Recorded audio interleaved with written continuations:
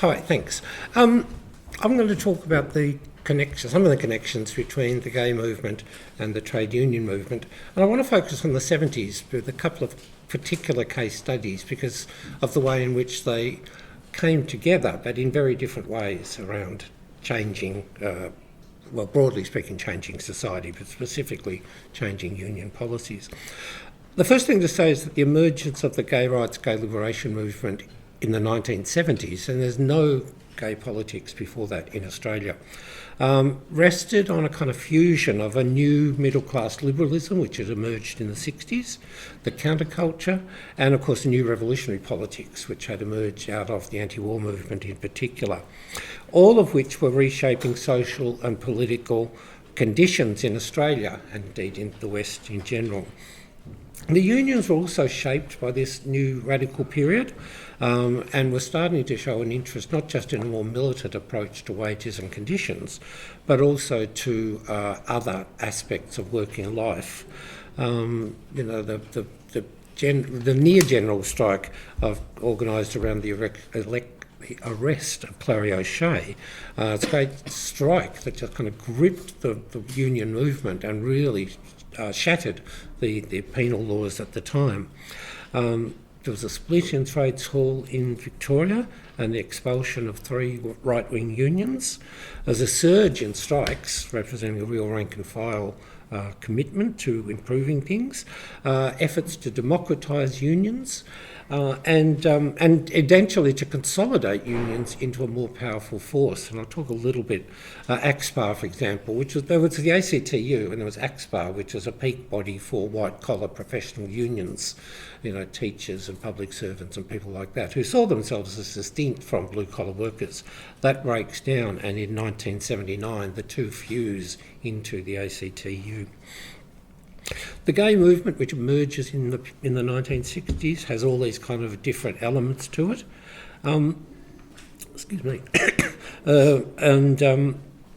Really started to... It was no surprise, of course, that they oriented towards the unions. Unions in Australia had tended to be to the left of the mainstream, obviously through their connection with the Labor Party. As that was reformed and radicalised, the unions played a role in creating that and responding to it. And so that, as I say, ACTUP, which was really quite an important peak body, the white-collar unions were growing quite significantly during this period. And that reflected, I think, the way in which the middle class was shifting attitudes to homosexuality. But there were blue-collar unions. The ETU, the electrical trade unions, were really well known at the time for their very progressive policies on all sorts of things. And that's the other thing. It's never just about gay politics. I suppose I should say at this point, gay was the word everyone was using up until late 70s, really, when it became gay and lesbian, and then the kind of letters proliferated. So I tend to talk about gay in this context. The gay movement at that time was really interested in organising itself to take action in solidarity with other movements. So there's quite a lot of overlap with the other social movements, the anti-war movement, women, Indigenous people, and so on. But also little organisations, for example, the Gay Trade Unionists, the Social Welfare Union, which was really social workers, formed primarily by gay and lesbian people within that industry, which then went on to become a much bigger union.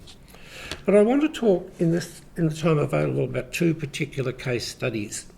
One is the BLF, the Builders Labourers Federation, and the other is the Victorian Teacher Unions, because they both move in a progressive direction on these issues, but in rather different ways. And so it shows some of the ways in which the movements were intersecting, but also how they were intersecting in different ways.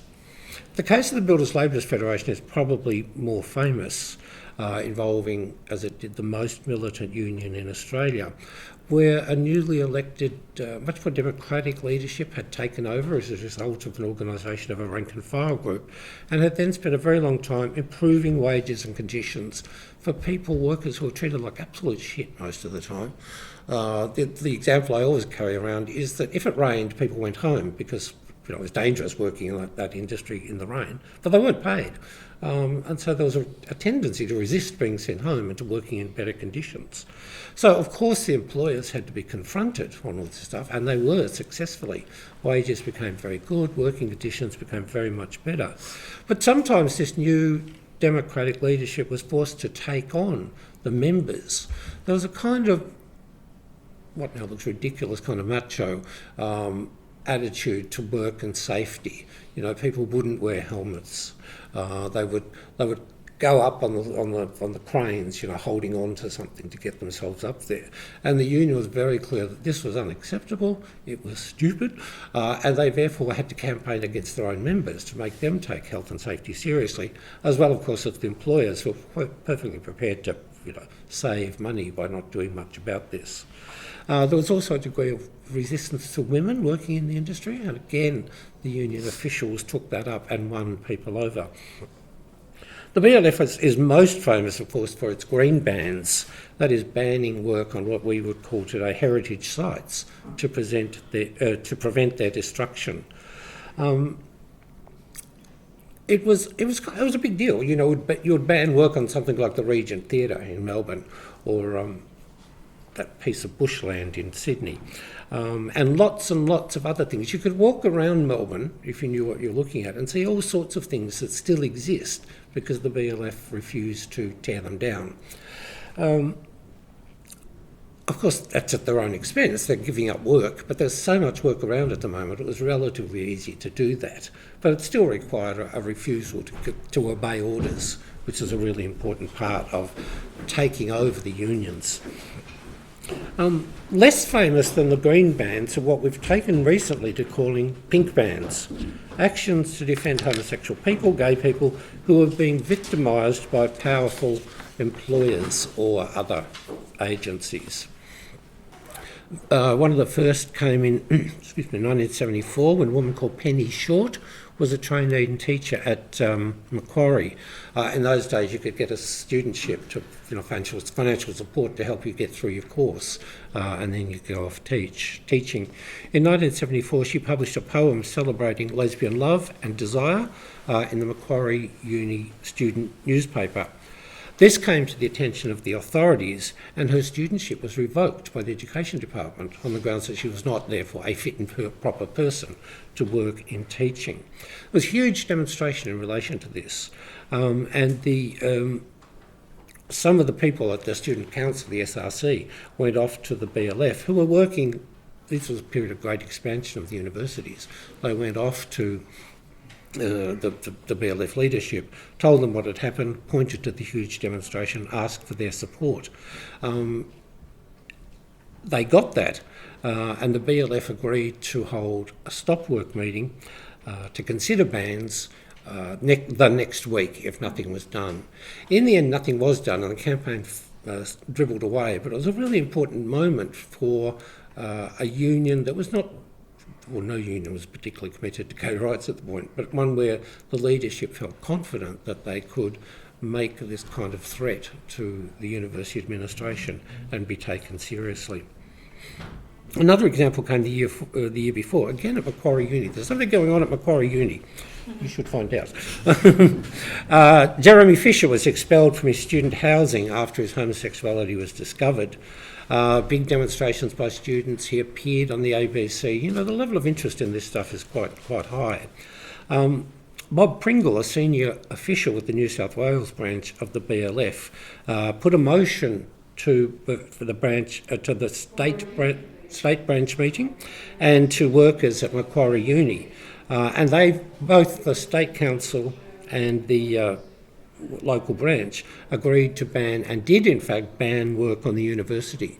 And these were big prestige projects, so the university was really embarrassed, regardless of what the administration might have felt one way or the other. And like I say, by this stage, liberal ideas were taking root. The university was forced to confront the college administration and tell them that this just wasn't on. The BLF talked about this in terms of discrimination and support for human dignity. And these are the kind of arguments that we think worked on the workers. none of whom had a particular high consciousness about homosexuality. Well, if you can imagine the kind of stuff people were saying about homosexuality in the 70s. But the arguments that worked about, human dignity, anti-discrimination, appealing to people on the basis of their own rights. We do a lot of work against discrimination.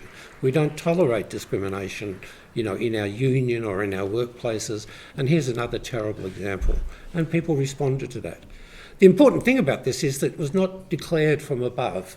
The union officials went to the workers and gave them the chance to debate it and argue about it.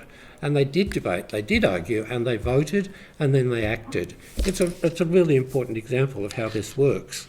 That the union had become so democratic, both in its kind of active existence, but also in its thinking about the world, the union members, that something like an argument like this could work.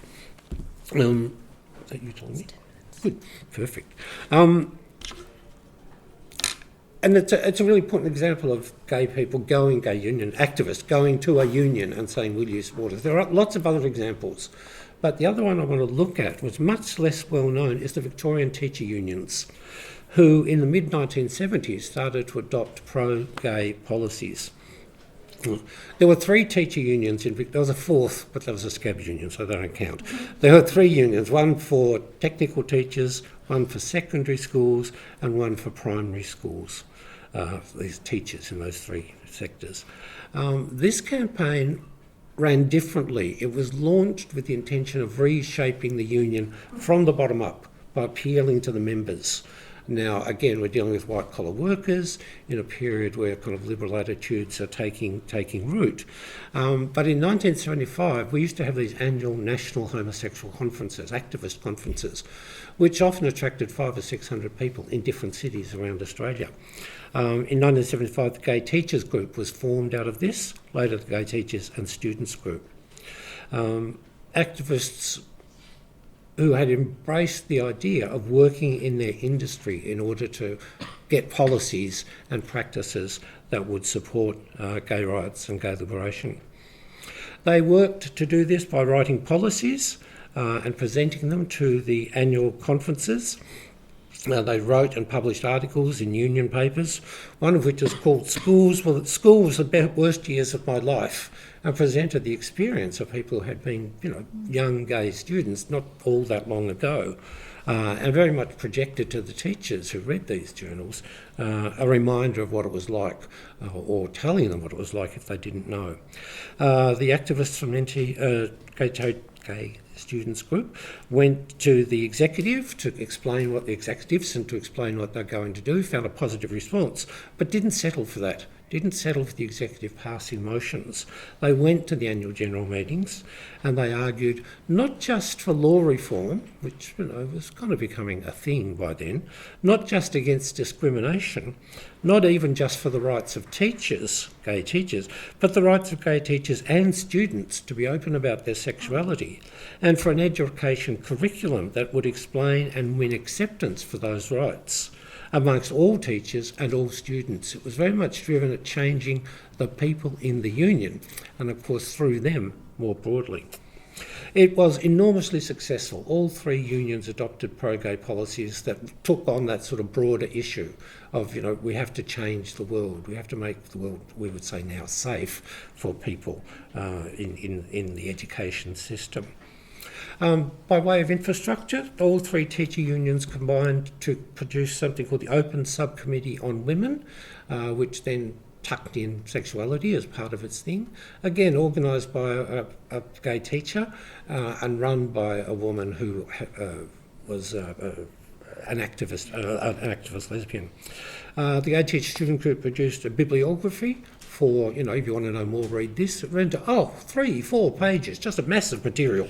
Nowadays, of course, you wouldn't. Small volumes could be written on what to read. And its most famous example was a publication called Young, Gay and Proud, which was produced for kids, school kids. The unions paid for it, and when the Victorian state government objected to it and suggested to school libraries they shouldn't have it, the unions took them all and shipped them off to their members and to school libraries. So it's a really very different kind of example of the way in which people themselves organise to intervene and to reshape not just formal policies, but really important attitudinal material. I'm going to stop there.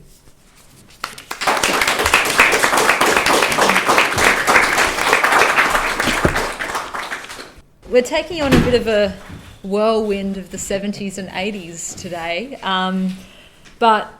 So yeah, that's right. I have just written this book, which is based on my PhD research, which is an oral history of HIV nursing in the 80s and 90s.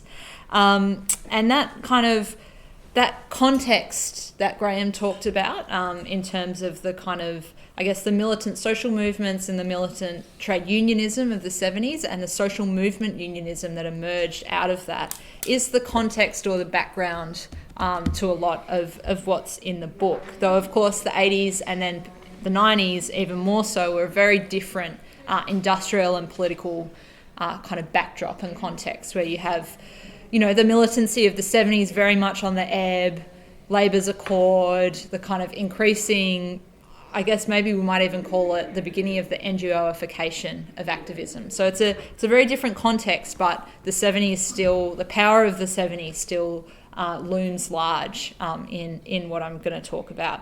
So I'll give you a little, I guess, the basics of the book and then go into the kind of meaty stuff. But the research involved me talking to 30 nurses across Australia, so in each state and territory and in lots of different clinical settings, so ward nursing, community nursing, outpatient clinics, all kinds of things, about their experiences, their political experiences, their experiences as caregivers during the AIDS crisis. So between 1983, I took the years 1983 to 96, 83 being the first death of an Australian from an AIDS-related illness, and 96 being the introduction of combination therapy, which is the effective therapy that meant that people were no longer dying of the virus.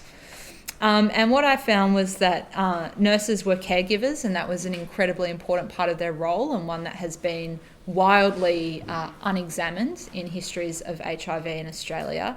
But they were also political agents who, through their unions, fought for progressive public health policies and against punitive and homophobic public health measures that were often demanded by doctors and surgeons. The other side of this, and something I also learnt from nurses, and I hope I'll have a bit of time to talk about, were very coercive and punitive public health measures that were used during Australia's response to HIV. And that's been not looked at before, and I think it does kind of challenge some of the existing narratives around Australia's response to the virus. But a little bit of background about the AIDS crisis in Australia, which is important context. So in that time I mentioned, 1983 to 1996, between 6,000 and 7,000 people died of AIDS-related illnesses in Australia. And in Australia, that was majority gay men, so 80% of those deaths were gay men. It decimated whole neighbourhoods, in inner city Sydney and Melbourne, and whole communities. And it saw a brutal uptick in homophobic violence and generalised homophobia.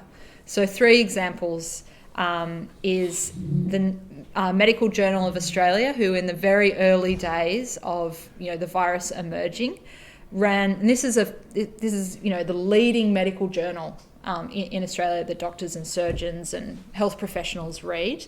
They went with a front page that had cutouts of skulls and crossbones, and the headline, "It confirms what we've known all along, depravity kills."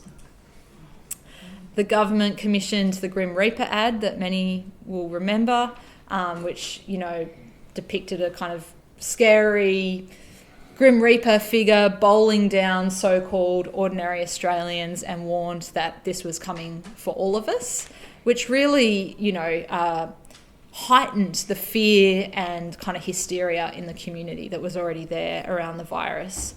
And of course, it saw just proliferation of so-called poofta bashing So particularly, almost famously in Sydney, where gay men in scores were murdered across the cliffs, around the cliffs in Bondi, were bashed up and down Oxford Street. And we don't actually know the extent of the murders, but it was, perhaps 80 or 90 people were killed by vigilante gangs who, essentially went looking for gay men in around beats and murdered them. So HIV was a disease that was embroiled in fear, homophobia, and sexual moralism. And in this context, doctors and surgeons wanted targeted compulsory testing and, especially in the early points, quarantine. And this was supported, especially in the early years of the crisis, by a lot of people in the kind of political class. So Neville Wran, in I think 1985, was talking about how can we go out to so-called at-risk communities, i.e. gay men, sex workers and injecting drug users, and force them to undertake HIV testing. There was discussion of making healthcare conditional on HIV testing. So there was, huge fear, hysteria, and discrimination kind of at work in how people were talking about the response to the virus and what that might look like. In this context, there's a whole story which I won't have time to go into, which is the community response to that and the work of the gay activists who'd been radicalised and come up through the 70s and how they organised to respond to that, which they did. But I'm going to focus on the nurses and unions because that's, what I've been asked to talk about. So in this context, nurses and their unions and other sections of the union movement, particularly in Victoria, actually, Trades Hall played a very good role, pushed back on these punitive public health measures and kind of backed in the gay community and what they were demanding as a response to the virus. So nurses on the front line of care, and having just been through a wave of industrial militancy, so in 1986, they'd gone on strike for 80 days in Victoria. They were radical. There was a radicalised rank and file who'd elected radical leaders in New South Wales. They kind of formulated an alternative approach to occupational health and safety and infection control in their workplaces that put at the front of their approach anti-discrimination, anti-homophobia, and a serious concern for the health and well-being of workers. So they adopted these policies, the nursing unions around the country. They refused compulsory testing, or the idea of, they refused to condone compulsory testing. They educated their membership. So there's lots of examples of, the union organising meetings in hospitals, in the union offices, in regional areas, talking about the facts of HIV, how it was transmitted, how you could keep yourself safe, what the real risks were, all of these kinds of things, because people were, afraid, concerned, didn't understand what was going on. So educating their membership. And they formulated an approach they didn't formulate universal precautions, but they advocated for an approach that was very foreign at the time, but is now kind of the baseline approach to infection control in hospitals, called universal precautions. And that was the idea that you treat every single person who comes into a hospital as if they have HIV. So you don't target people because they look like someone who might and treat them differently. You treat every single person as if they have HIV, which means you take the same precautions with everyone, and that keeps workers safest. And it means, it avoids those questions of discrimination and, targeting particularly affected groups. So that was the approach, the kind of policy approach that the union adopted at its various levels. But of course, we know, all of us who, are in our unions, which we all are, know that often what's happening at the level of policy in a union doesn't trickle down to what's actually being experienced on the ground and in hospitals. And it was very uneven across the country and across workplaces. So, the archives and in my conversations with nurses, there are countless examples of discrimination playing out, of people with HIV and AIDS being treated very, very poorly, and of nurses playing a role in that or doing it themselves. So it's not a kind of perfect rosy story. This is a context in which, homophobia is going absolutely wild. It's a disease that at that time was deadly. The combination of those two things was, a kind of recipe for extraordinary homophobia and prejudice. But what is very heartening is that the times when those policies were actually enacted at the level of the rank and file, they're extraordinarily powerful. So the most kind of significant example of this was in 1991 when the Victorian AIDS Nurses Resource Group, which was a working group of the ANF, held a conference on HIV and AIDS. And this was a time when debates around compulsory testing, so forcing people to undergo HIV testing, was incredibly hot. Like, doctors and surgeons were arguing for protective suits if they had to go into a room with an HIV positive person, just absolutely outrageous and, not backed up by any science at the time, and for the right to, like I said, refuse care on the basis of either HIV status or someone's, consent to testing. So at this conference of rank and file nurses, the conference floor passed a series of recommendations related to HIV and AIDS care. These included demands for paid leave to attend education programs, resolutions opposing mandatory testing, and one resolution which put the medical profession on notice and stated, "We will not assist you in carrying out non-consensual HIV testing on people seeking care. We will not assist you in making healthcare conditional on consent to HIV testing." So this was an example of, on some level, nurses actually threatening to place work bans in situations where doctors demanded compulsory testing. And you see in the archive many examples on the ward level of conflict between nurses and doctors when doctors tried to carry out this kind of when they tried to force people to undergo testing. So these are very, very important examples of in a context where the politics around gay men in particular, also IV drug users and also sex workers were incredibly heightened, that nurses actually took a political position against discrimination and homophobia and were able to fight for rights on the wards. And this kind of pressure that nurses exerted and did have an effect on kind of social policy. So there's these much larger debates happening at the level of national policy around HIV. Gay community groups are advocating, the trade union movement's advocating, and nurses are leading that advocacy. And it did shape, a policy that in the end saw the federal government come down against compulsory testing. So this is not the route we're going to take, and endorse universal precautions in the early 90s. And that is now, like I said before, the most, we take it for granted as the way that infection control is dealt with in hospitals, but at the time was very radical. So they shaped elements of what was a fairly progressive response to HIV in Australia, a public health policy that at its best gave power to communities. They funded huge amounts of programs through the AIDS councils. You saw the proliferation of needle and syringe exchange programs, which before the 80s were illegal. There were no needle and syringe exchange programs.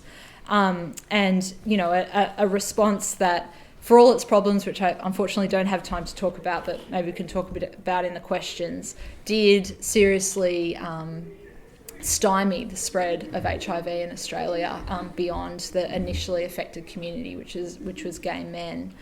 And I think, I guess just to finish, there's some really important lessons we can take from that, from the best of that policy, which was around seeing people as the solution to infection control.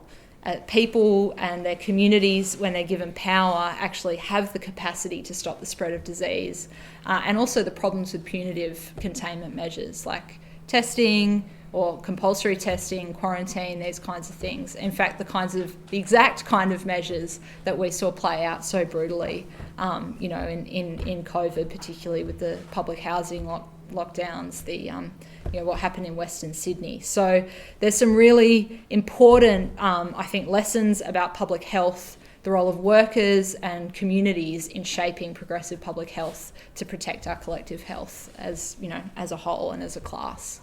But I'll leave it there.